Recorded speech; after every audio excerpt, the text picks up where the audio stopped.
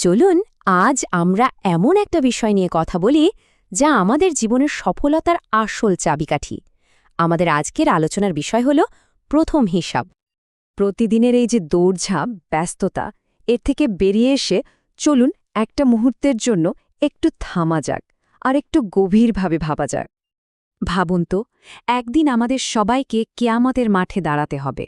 সেদিন কিন্তু কোনো টাকা পয়সা, কোনো ক্ষমতা, কোনো পরিচিতি কিচ্ছু কাজে আসবে না।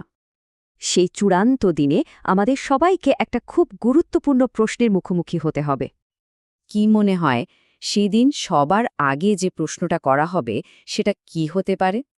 আমাদের ব্যবসা নিয়ে, নাকি আমাদের চাকরি-বাকরি নিয়ে, অথবা মানুষ আমাদের নিয়ে কি বলাবলি করত সেই সব নিয়ে?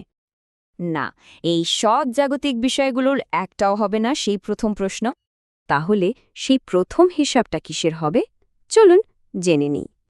এই ব্যাপারে আমাদের প্রিয় নবী মোহাম্মদ সাল্লাল্লাহু আলাইহি ওয়াসাল্লাম বলেছেন, কিয়ামতের দিন বান্দার আমল থেকে সবার আগে তার নামাজের হিসাব নেওয়া হবে। যদি নামাজ ঠিকঠাক থাকে তবে তার সব আমলই ঠিকঠাক, আর যদি নামাজ নষ্ট হয়ে যায় তবে তার সব আমলই নষ্ট। ব্যাপারটা কিন্তু একদম সহজ আর পরিষ্কার।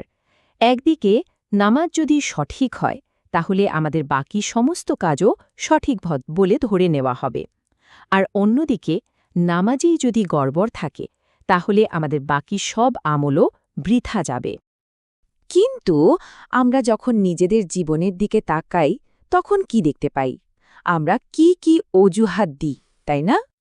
এই যেমন কাজের চাপে একটা ওয়াক্ত নামাজ পড়া হলো না, আর একটা হয়তো ঘুমের কারণে ছুটে গেল।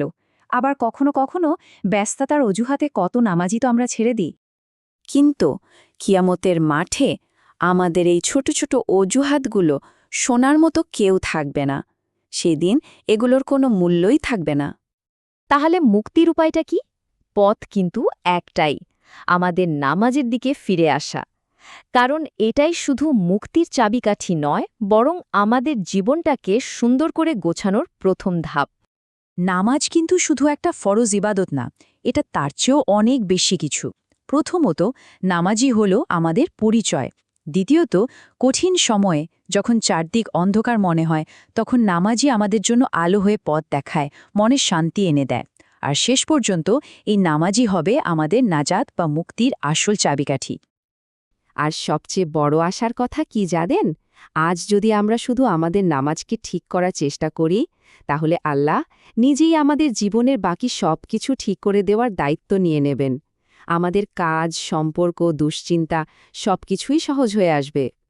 তাহলে আর দেরি করা কেন? চলুন এই মুহূর্ত থেকেই শুরু করা যাক। আসুন আমরা সবাই মিলে একটা প্রতিজ্ঞা করি, আজ থেকে একটাও নামাজ ইচ্ছে করে বাদ দেব না।